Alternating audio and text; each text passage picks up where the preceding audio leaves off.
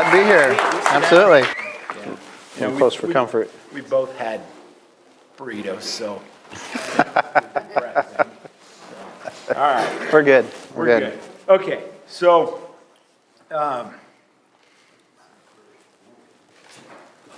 to just kind of start, give us, as I had mentioned in the email. Yep. Who are you? How'd you get here? Why are you here in Muscatine? Because, you know, as I mentioned, typically we'll have an entrepreneur. Right. You're the city administrator. I'm not an entrepreneur, no. But I don't believe that, but. Okay. So how, give us a little bit of the Gregg Mandsager story and how you arrived in Muscatine. Sure. My dad was a Navy lawyer. He was in the Navy worked for the Navy for about 45 years. So I've had an opportunity to live all over the world. My parents are from Iowa. They grew up in Fort Dodge. I have a degree from Iowa State and political science. I have a law degree from Gregg. And I've worked in city government. I've worked in Fort Dodge. I've worked in West Burlington. I've worked in Lebanon, New Hampshire. It's out by Dartmouth.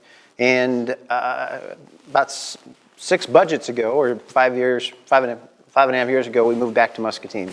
Moved back basically for our kids, actually, Okay.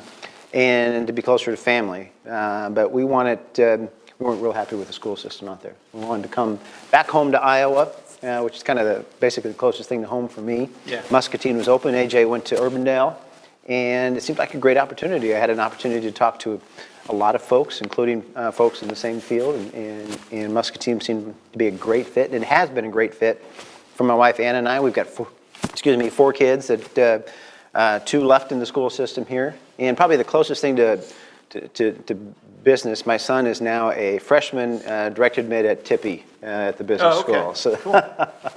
so maybe I'll learn a little bit from him as well. Okay, there you go.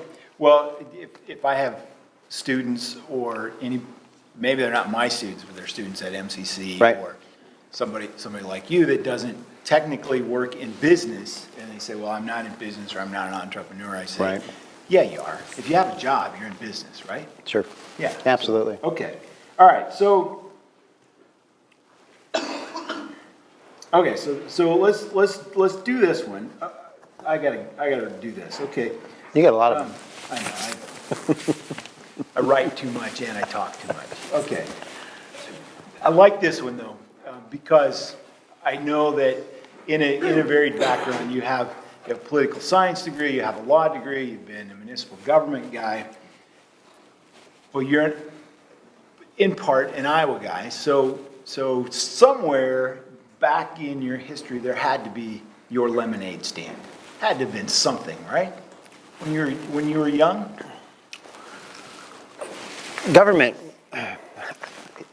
kind of in my blood, though. I mean, my dad was a Navy lawyer. He worked on international law for a long time. I figured that's probably what I was going to be doing, actually. But I kind of fell into city government in Fort Dodge. I was waiting to pass the bar, and a job opened with the city of Fort Dodge. And what I found is that because I didn't take any municipal government classes. I didn't take in law school or at Iowa State or whatever it was.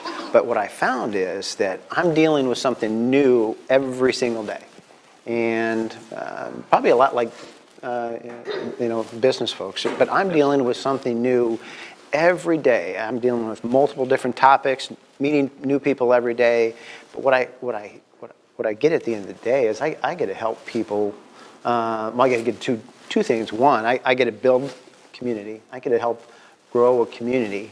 And 2, I get to help, not always, but I get to help people, whether it's grow their business, grow the community, develop a community and build something where people want to live, work, and play.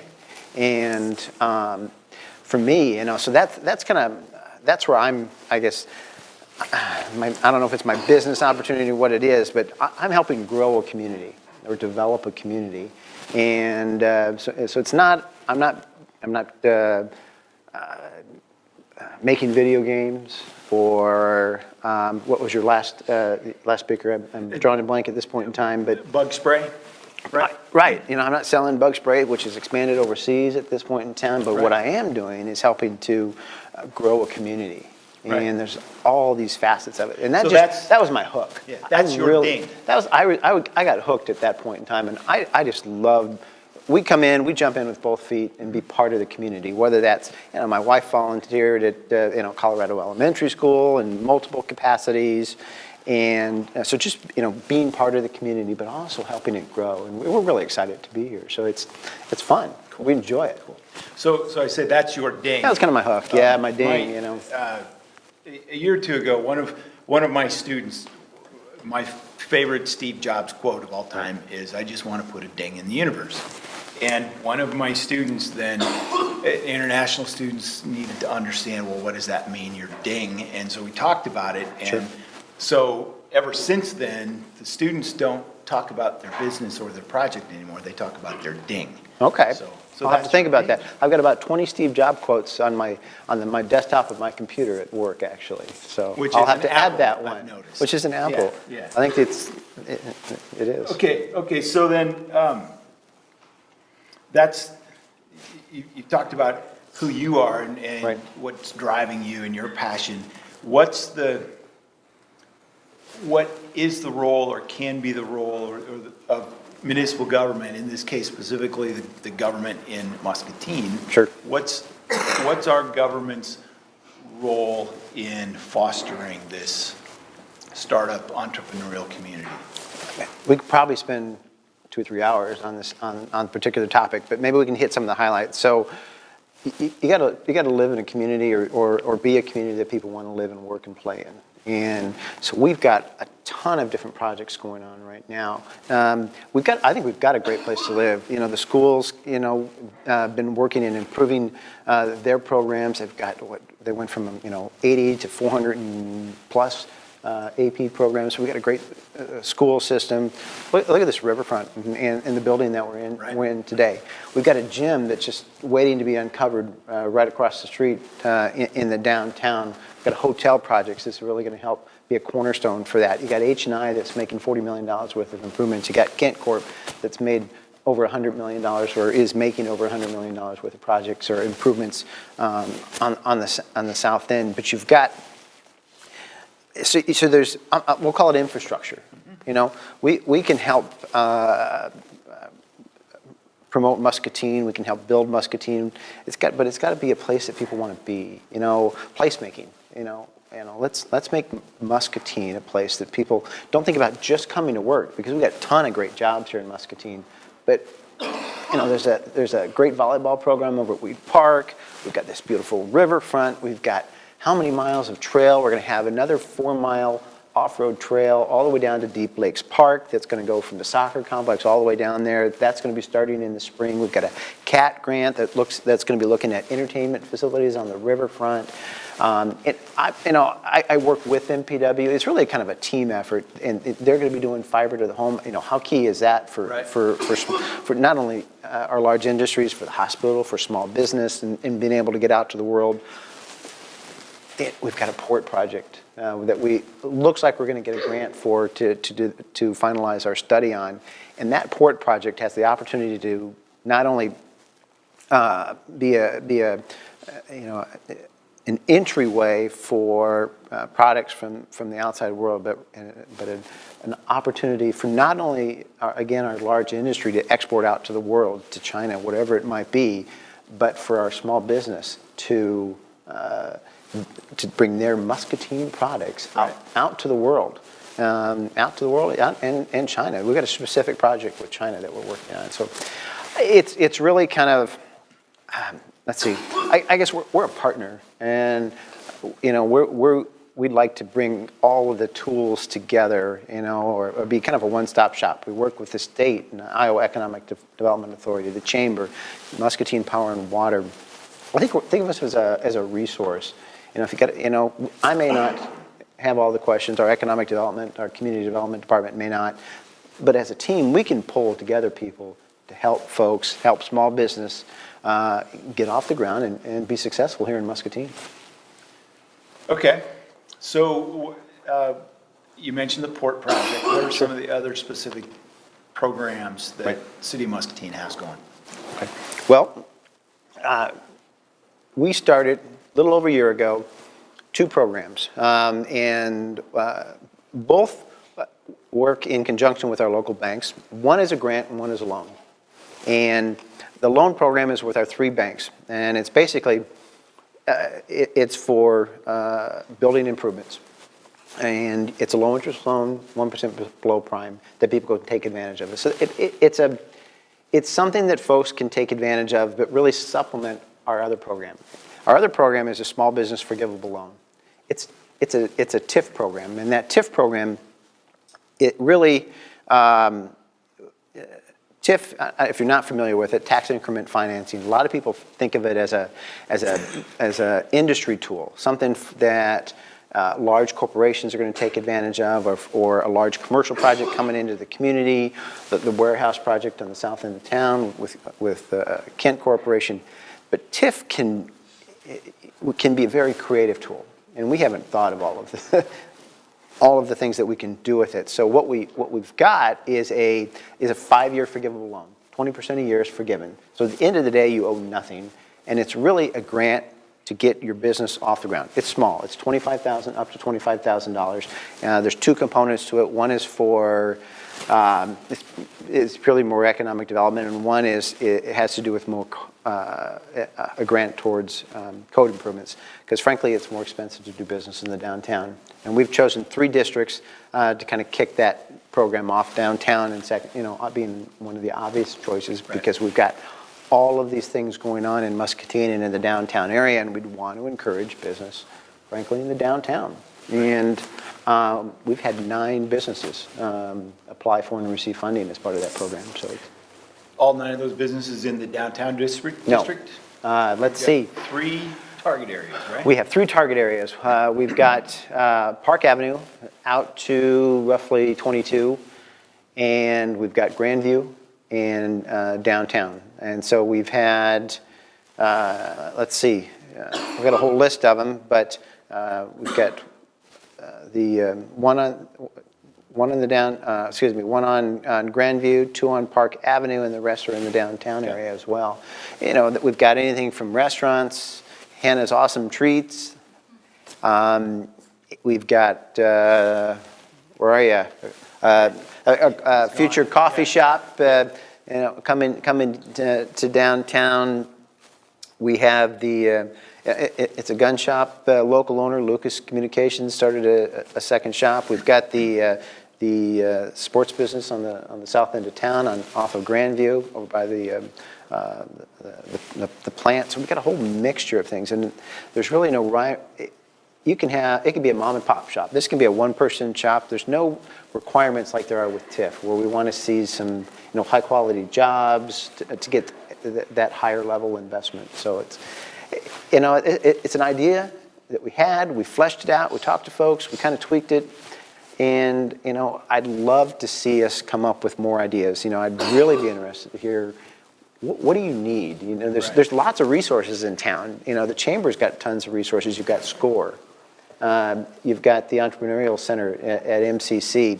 Iowa and Iowa State are great resources, and they've been going around the state talking up all of their programs. So I think we can really be a resource for folks in the community, and to help pull it all together, or be part of the discussion. Cool. All right, let's go back to the forgivable loan program a little bit. Sure. Again, earlier we were talking about the money. Right. The amount of money that the city's put into it, and you talked about the amount of money that's been leveraged. Right. Tell us a little bit about that. So we've had 9 awards in the Small Business Forgivable Loan Program. We've had 3 in the loan program. We've leveraged $159,000 in grant dollars, and I believe I can pull it out. It's $200,000 or $300,000 in loan improvement projects, and then the rest is private. So we've leveraged, we'll say, with private investment on top of that, over $1.1 million with those 9 projects. what would you like people to learn from your experience? That I think I put together a pretty good team, that we've put together a pretty good team at the city. We've got a very supportive council. I think it's been a couple of years now. Steve Boca had been in the community and working for the city of Muscatine in community development for a number of years, did an excellent job.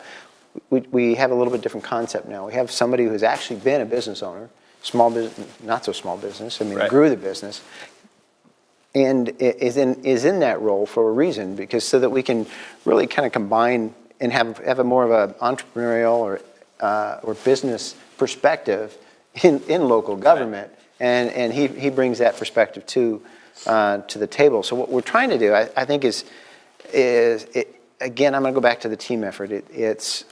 It's making sure that we've got the right people in the room. And I don't mean by the right people, I mean that we have everybody in the room. Because for me, it's a constant learning program. The state's coming out with programs on a regular basis.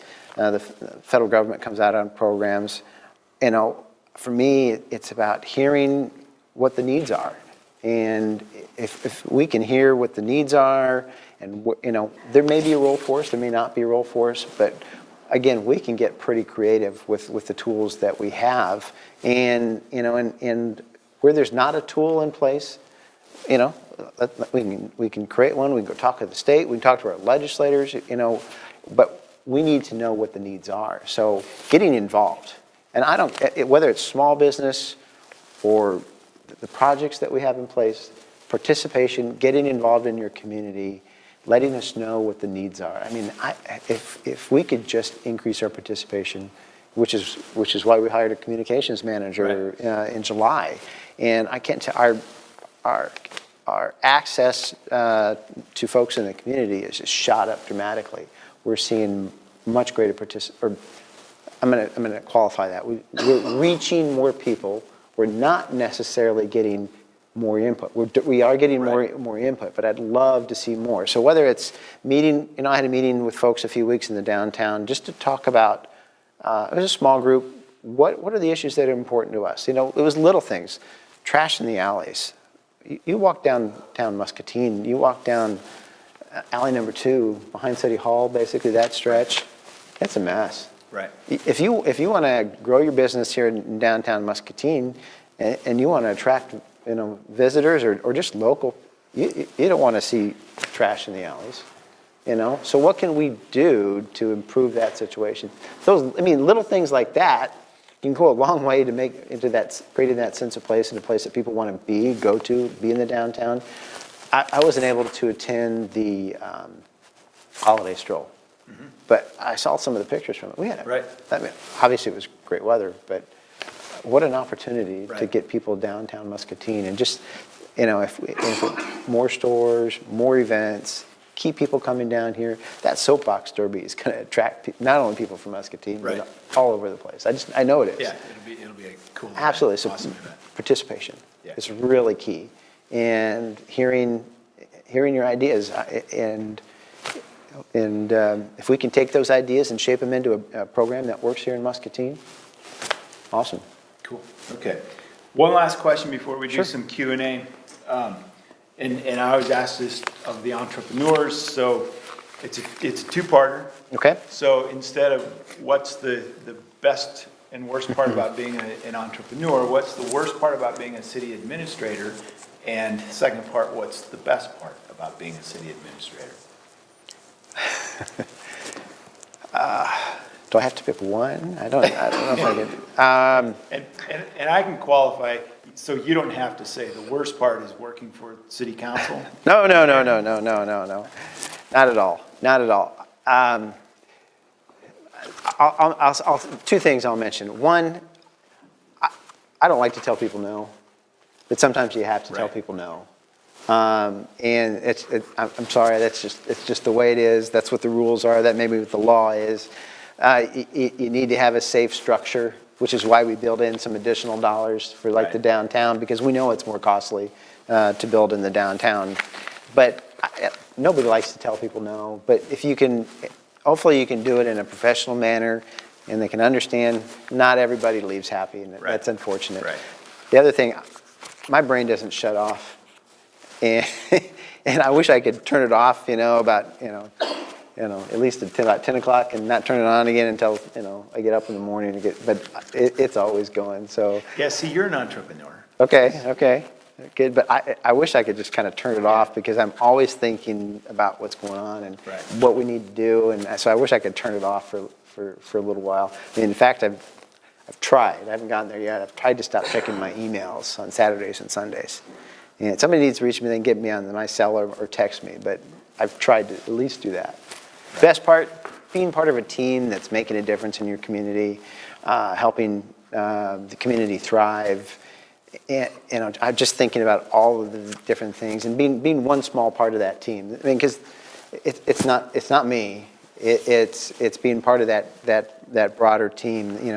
The mayor, the council, the residents, but several of the folks I already mentioned. And working with the chamber and the city, and building those partnerships with industry and our school systems and the college, and creating new partnerships as well. So being one piece of the puzzle, or one part of that, and seeing your community grow, thrive, that's really rewarding, I think. Cool. Yeah. Cool. Good. Absolutely. Right. So, who has questions for Gregg? oh, come on, somebody's got one. You were talking about 3 key places in Muscatine that you're trying to build. Sure.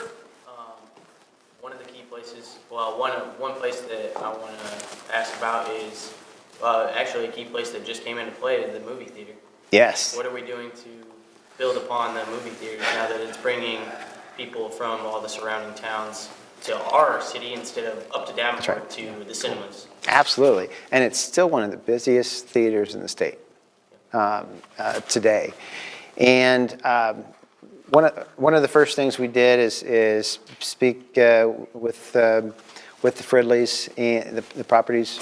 Frankly, it's rather expensive. But what we did to help offset that is tax increment financing is available through the Fridley organization on all of the outlots to help offset those costs. And it's basically a 10-year program, 50%. So what does that mean? That means if I build a $500,000 project on that, and my taxes are, I'm just throwing numbers out, $50,000 a year, you get $25,000 back every year for 10 years as an incentive for you to build on those lots. Personally, for a couple of us at City Hall, 2 of my priorities, I'd like to see a hotel at some point out there, and a restaurant to complement the theater. And of course, right around the corner, we've got around 200,000 users, not necessarily visitors, but users that visit the soccer and Kent Stein complex on an annual basis. What a great location. If I can go over there, take my kids, they can jump in the pool, they can go grab a movie, I can grab a bite to eat, all in one little location. That's one of the things I'd like to do. They'd love to see some office space on that site as well. And for one main reason, and that is most office space isn't used at night, and that can supplement the movie theater lots as well. They've hired a real estate agent locally to help promote the site, and I stay in touch with Mr. Van Orsdale or Brian Fridley on a pretty regular basis. We touch in and see what's going on and what they've heard, what we've heard, to certainly promote that area for some growth. It's a great opportunity. In addition to that, and related to it, Mulberry Street from Hauser to the bypass is going to be reconstructed in 2016. That project will be let in, I believe, March of 2016, and it's going to look a lot like Colorado, only it's going to be a little narrower.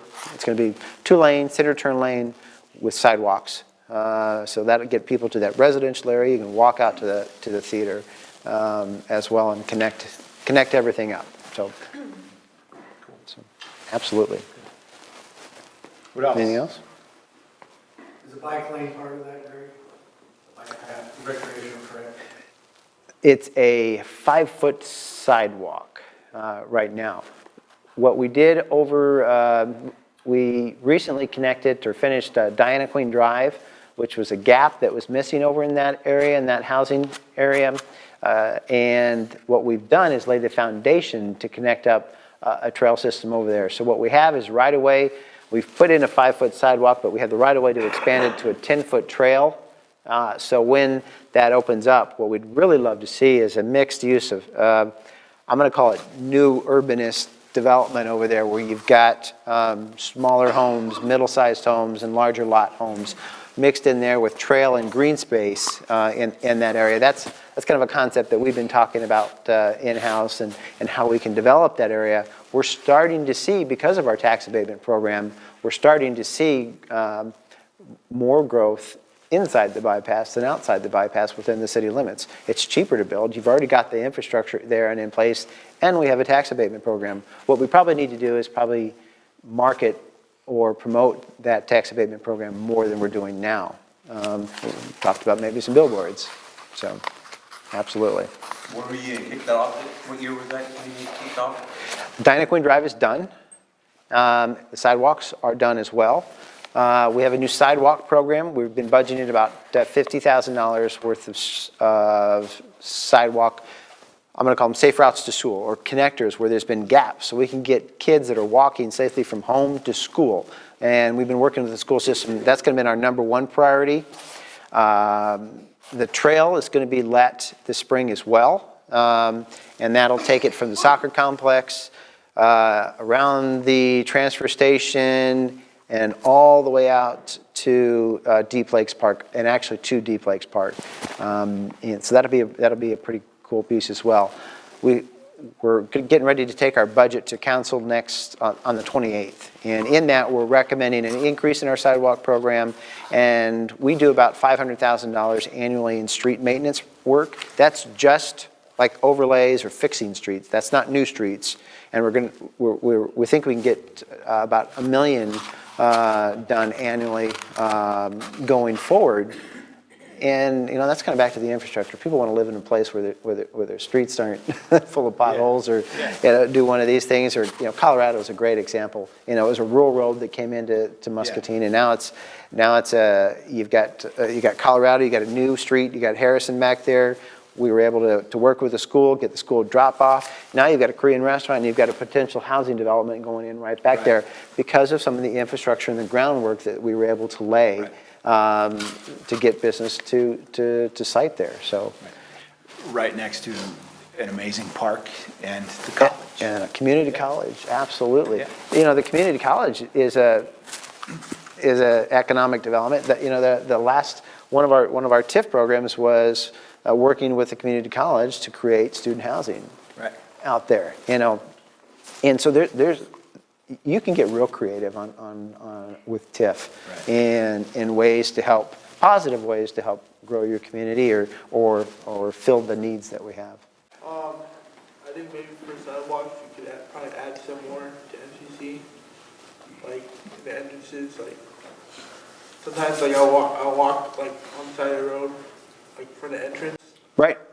And I would like there to be a sidewalk there or something like that. That's probably a college issue, not the city, right? It is, but signage on Colorado, I think you guys are going to be working on to help promote that as well. But absolutely, we've actually been working with Dr. DeWinter on some infrastructure programs, street, and I can't remember if there's sidewalks related to that. They've applied for a grant to help make some improvements out at the college, and our city planner and our city engineer, we're working closely with the community college and to help get that grant in, and they have submitted that, and hopefully there'll be some improvements coming soon. Absolutely, absolutely. And my mother keeps me in stock. There you go. So, Fort Dodge, right? Well, actually, she's from Fort Dodge, but they've come back to Iowa, and they bought a house about a half block from the lake in Emmitsburg. So, oh, cool. All right. Okay. This has become, in what 4 short months of startup grind. Yes. A bit of a tradition.